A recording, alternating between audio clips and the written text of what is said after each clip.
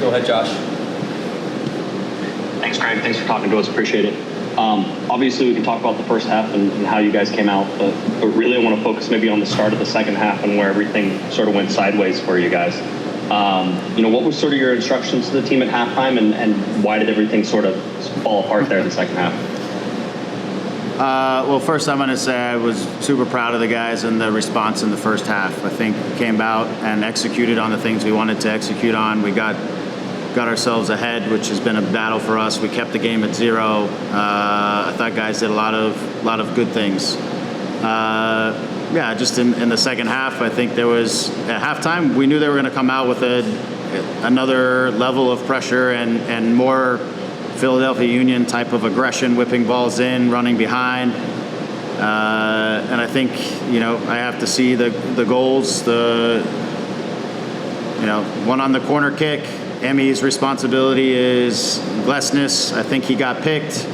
And off of that, then Elijah has to try to help him and pick up. And we're late to getting to the pick. He wins it over our heads on the backside, where they were targeting most of the game. And Ariel slips away from, again, don't know who specifically was picking up Ariel. I have to look at the marks, but he finds enough space to redirect it. So, again, I just think the intensity picked up on us early at the beginning, and we needed to manage the first 10, 15 minutes where we knew the intensity was going to be high. We needed to be calculated about how and where we lost the ball. Things we talked about is making sure that we don't get pulled forward in situations that, we need to make sure that our line's staying connected, that we're not getting pulled forward, trying to step into guys and allow runners to get in behind us where they can whip in balls. And when they're getting behind and whipping things in, then it was leading to, all kinds of problems, whether it was things leading to corner kicks or things leading to second chances or us having to deal with things in front of our goal. We needed to keep the game in front of us better. In the second half, they came out and were getting behind us and into dangerous positions too frequently. So, I think that was the first part. The second goal was a cross from the outside. I think Maya was dealing with, it was Taribo, I think it was, in the box, and just on the cross got beat to the ball. But I felt like, again, we know they're going to cross. We talked about closing down crossing situations by making sure that we were connected and understanding. I'd have to see the play to understand how because it was on the opposite side of the field of where I was, and I didn't exactly see how they got to the crossing position. I'd have to look at it. So, it wasn't a lot of more of things that we saw in the first half of where they were getting to positions that where they could get crosses and get the things that they wanted out of it, that we wanted to close down. And I think we exposed ourselves a couple times early. It took them 5 minutes to take back a lead that we worked 45 minutes to get, which was obviously frustrating. After that, I think, again, they have momentum now. On the road, I think some guys who haven't played a ton of minutes were starting to look like we're getting a little bit fatigued and a little tired in some of it. I thought our lines were getting a little bit farther apart, which is dangerous against a team that wants to play into strikers and play off of strikers. So we were continuing to try to find ways to close down the spaces between our lines so they couldn't play off the strikers and bounce out to wide guys and whip balls in. Just wanted to make sure we tried to stay connected as we could. And they were getting some things in front of the goal. We were managing situations, and then we get to the third goal. Referees swap. The guy takes the throw-in from 10 yards ahead of where the throw-in was. Maya has position on the forward to win it. I think he gets bumped from behind. For me, it's an easy call.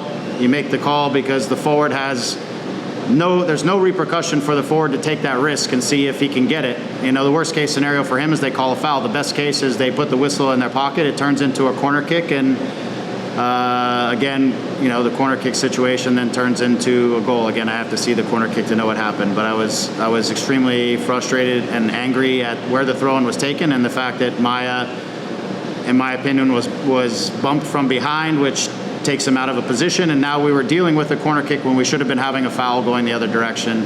But then my frustration again comes down to seeing the play out and seeing the rest of the half. So I went from incredibly proud of the group from the response the other night to just really frustrated that we gave the lead back in 5 minutes, and then I felt like down the stretch, as we're in position to try to still take something out of it, I felt like the combination of not managing a situation, but the combination of getting put in a situation I don't think we should have been in is frustrating to me, very frustrating. Thanks, Greg. Go ahead, Damien. Hey, Greg, just want to get your thoughts on the formation with Marco sort of was like in a false nine role there a little bit with Cuevas out in the wing there. How'd you see that sort of play out there in the first half? Yeah, I thought it went to the plan that we wanted. We wanted to muscle up a little bit more in our midfield. Try to, I don't want to say lock up the midfield because it wasn't that specific. We were more when we could step out and get pressure to the ball. Guys had some responsibilities. They had some movements that they were responsible for. But we also wanted a sturdy midfield to try to protect their striker play. They bring their two strikers and their two outside midfielders in really tight, and there's lots of actions that come off the inside that you got to deal with. And then the fullbacks are trying to get in high positions to just whip in crosses or play balls in behind your line. So, we tried to beef up the midfield a little bit to try to protect the space in front of our back four. And I thought we did a good job of that in the first half. I think, one of the things that Philly does is they just hit so many balls in behind you, and they just change the field position so much. It's just direct in behind. Even if they don't, whether they connect it or not connect it, they just keep putting the ball deep in your half of the field, which forces you into build-outs or forces you into what I think is kind of a long field or defending a fair amount in your half. And so I thought we were able to catch him on the counter, which was something that we were looking for. Playing off of Marco, having his link-up play, bring our running midfield and our wingers into the game if we could break out. I thought all of that worked the way we wanted to. And then it came at 2-0. It comes a game of, being able to be solid on the defensive side and, again, work for your transition moments, make sure you protect yourself. Possess when you can, but try not to possess in dangerous areas because obviously they're going to step on the gas and keep coming pretty heavy. And so, we tried to evolve as the game progressed. And also, just your quick thoughts on Sanabrio's 60 plus minutes. I know you talked the other day about his toughness in duels and his competitiveness there. How'd you see him in that? Thanks. Yeah, I thought he did a great job. Again, it was a game where references were pretty clear. They don't do a lot of place changing and moving people around. I thought his references were pretty clear. He was able to step in and win some challenges. I think one of those led to the transition that led to the first goal. I think it was the first goal. I think he was able to use his power and strength a couple of times to get us out from defending into transition, being able to ride tackles or step through some moments. Again, I think he showed a lot of the physical qualities that he's going to be bringing to our team. And I think it was a perfect game for him because these duels and matchups they're up his alley. So I thought he did a nice job. He started to cramp and he was starting to suffer a little bit. And so that was the reason for the sub, not because of his performance, but he was gassed and cramping. It's been a long trip and guys we're certainly feeling it a little bit in the stretch. Thanks. Go ahead, Felipe. Hi, Greg. Felipe Cardenas with The Athletic. You mentioned last week that the goal at this point was to stay connected, stay together as an organization, as a team. Is that still the goal, after another tough loss? And do you feel like this, you and your staff and this group together can still salvage this season? Yeah, I think that's two questions. I think the group is I know the group is connected. I'm with them.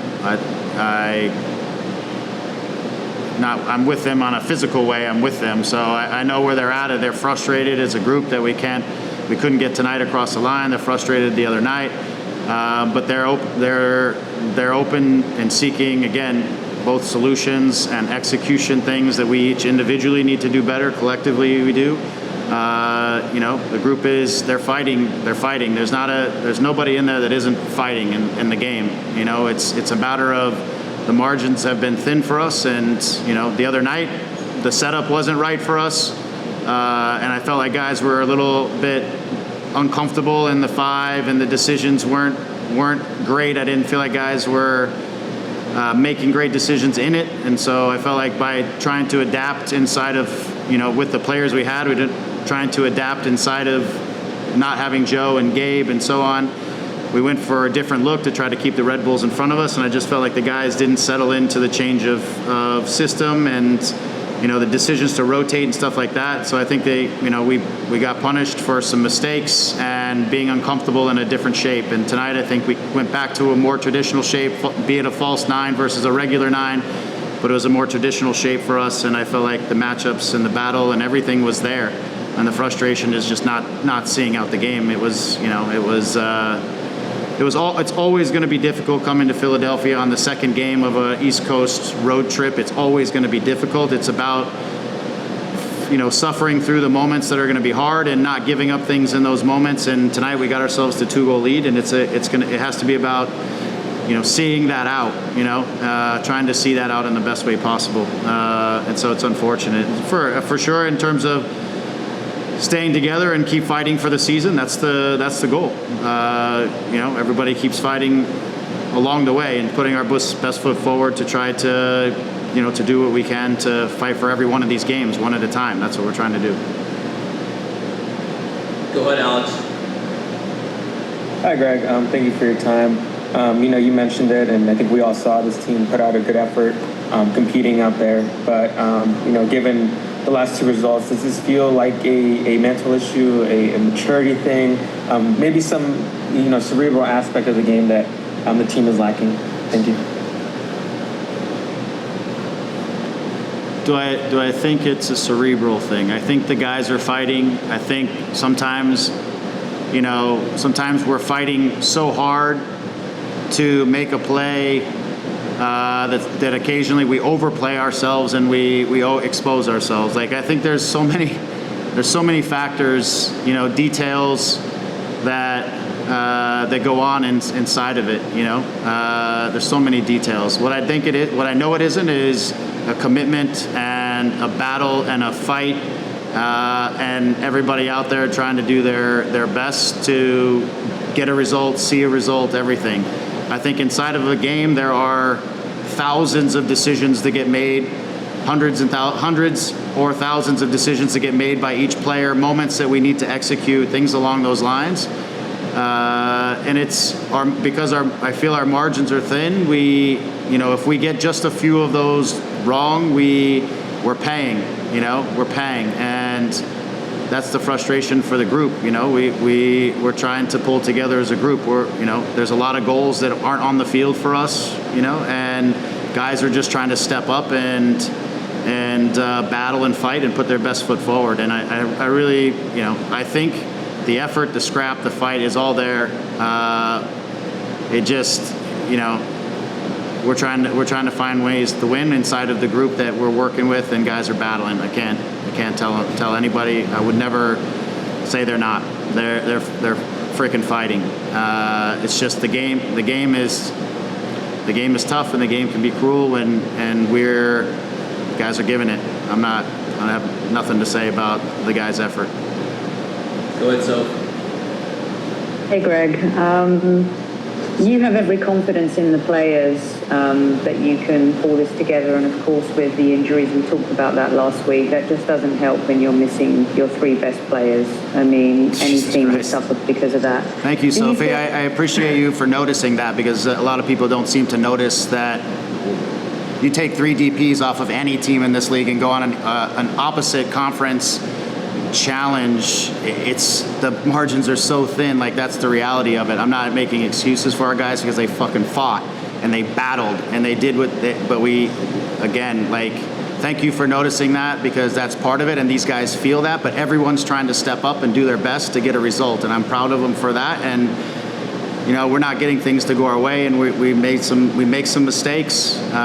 We do, but damn, the guys fought tonight, and they bounced back, and we didn't execute, and we didn't close it out. And I know people are gonna take a shot, but the reality is we're missing a lot of guys. Greg, do you feel like that first half is a really good blueprint for going into the derby this coming weekend? Because you had some good stuff out there. Yeah. Thank you. I do. And part of it was the other night in New York, I tried something different with the group to see if, based on the players and the qualities of the players and the positions that they normally play, I tried to adapt them in a way that I was going to put them into positions where maybe they would be more comfortable instead of staying with something that, maybe some of the group is more comfortable with, but other guys wouldn't. We trained it. We liked it in training. The guys felt confident with it. It didn't happen, and we took an embarrassing beating for it. Tonight we went back to something that was a little closer to where guys were in their, slightly more natural positions, albeit Mauricio played a slightly different role. Obviously, Marco's played a 9 before in his career. It wasn't new for him. He's a very smart player, and we put the physical midfielders in, and we went for it. So I think there's part of it was, again, to reestablish where we want to be able to move forward and not try to overly adapt with this group into things that, maybe can confuse them or they're uncomfortable with. Part of it is just getting guys into comfortable positions, giving them the green light to go out and duel and battle and see if we can't get, the margins to turn in our favor, get a couple goals like we did tonight, but, we weren't able to see it out. But, yeah. Damon? Hey, Greg, just one more. As you guys head back, is there an update on Peck and Joseph? I know Joseph, the videos of him working out, training the field the other day. Any sense of where they'll be at for Sunday? I suspect they'll both be available for Sunday, barring we hear of a setback or anything. I think the trend is towards the weekend. So part of it is our expectation that those guys will be ready on the weekend, and hopefully they can fit into some of our thoughts on what we were doing tonight as well. All right, thanks. And we'll wrap in person with John McKinnon. Greg, I know these teams don't play very often, but the team that Jim Burton lined up against you guys 2 years ago was how we played for a long time. I really know Sure. pretty well. What is different about this lot that we faced tonight? What you've seen in the other years that you've seen? Yeah, I think, I don't know if you guys can hear it. The question is the Jim Curtin team versus this team, differences, similarities. To be honest, I think there's a ton of similarities. I think, Ernst Tanner is the ideas behind, the philosophy of playing and the, kind of the Red Bulls-ish style of, I know they hate to hear that in Philadelphia, I'm sorry, but that's where he came from. But it's a forward-thinking, aggressive, powerful players, put you under pressure, create transitions. I think always in that style there's an extreme version and maybe a slightly less extreme version. There's a super high press. There's the mid-block press where they open up. So I think there's a lot of similarities. Again, I think with Bradley, maybe he's just tilted a little bit more towards the extreme end of the Red Bull philosophy and ideas, just a touch more than Jim.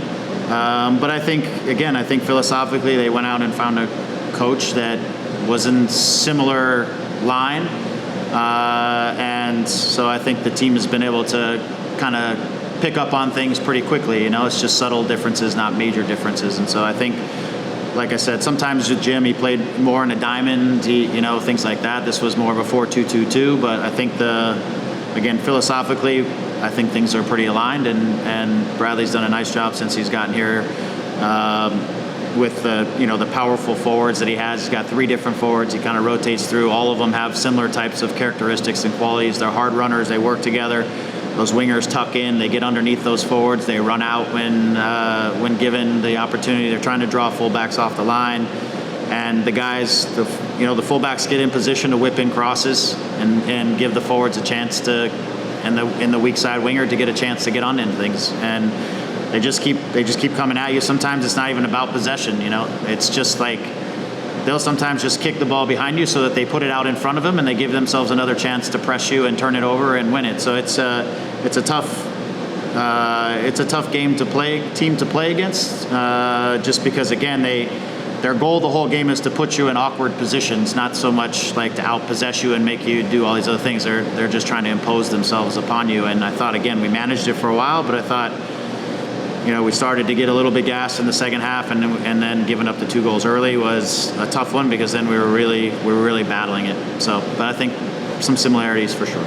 All right, thanks. Thank you for your time, Greg. Good luck.